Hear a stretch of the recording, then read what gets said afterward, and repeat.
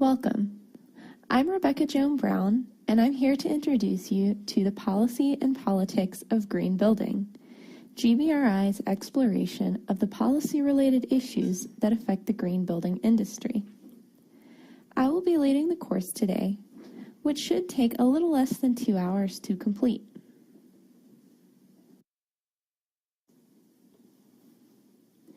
This course is a broad overview of how policies on national, state, and local levels affect the green building industry.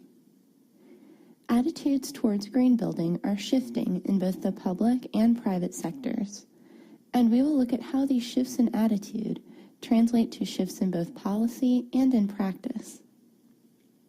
In addition to outlining some of the policies that affect green building, we will look at some of the issues that are in the news today and at their potential impacts on the industry and the environment as a whole.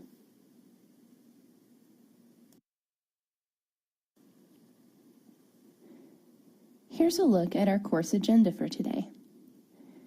We will begin with a brief introduction to the green building industry, as well as defining some of the terms that will be important to this presentation.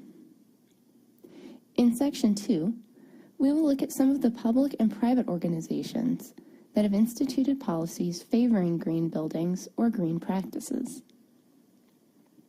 We'll discuss what these specific policies are, how they work in practice, and what their effects have been on the green building market.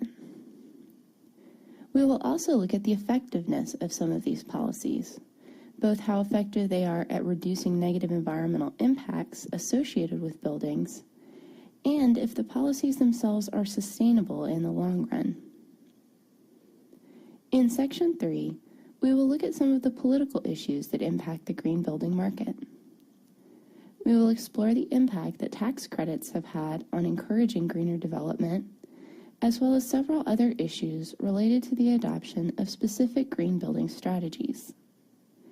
We will look briefly at the Better Buildings Initiative and evaluate its intention and future potential.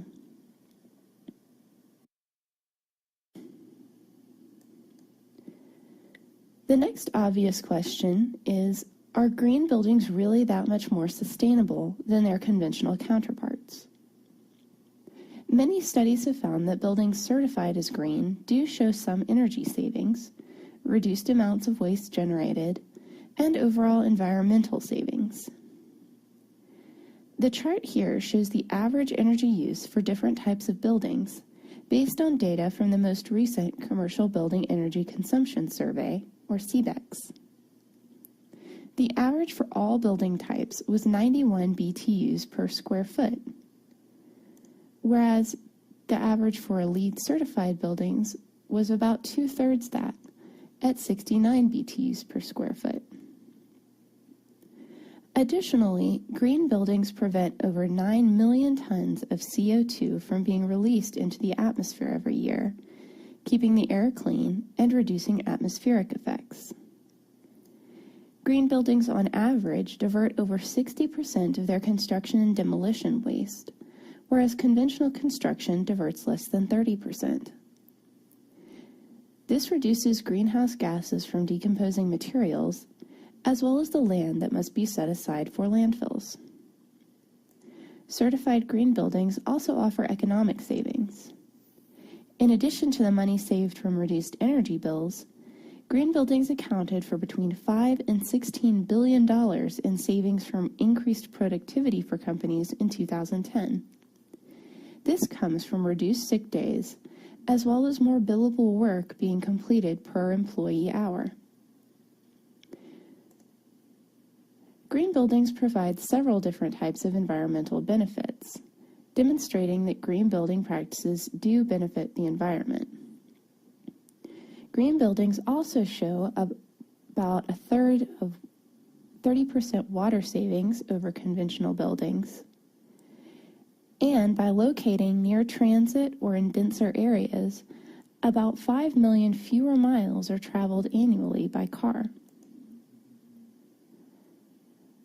When selecting and treating a site, particularly during the construction process, green buildings create construction site plans to prevent erosion, saving 10 million tons of topsoil,